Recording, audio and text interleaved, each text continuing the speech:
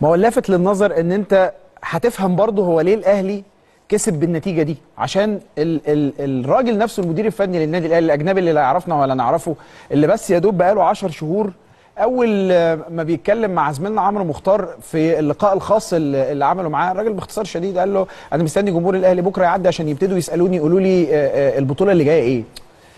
حسين الشحات بيقول لك احنا مستنيين النهارده يعدي وهنقفل الصفحه ونفتح. هتفتحوا ايه تاني يا جماعه؟ يعني صفحه ايه اللي هتفتحوها تاني؟ ما الصفح خلصت، يعني ما في، يعني مش هتسيبوا صفح تانيه ولا خلاص يا اخوان؟ ما هو في 5 دلوقتي، انت واخد 5 بطولات، ودي وده لقاء من اللقاءات اللي بتعتبر يعني ليها شكل كبير جدا جدا في تحليه شكل البطوله. في ايه يا جماعه تقفلوا وتفتحوا ايه؟ قصدهم على الكاس الموسم ده.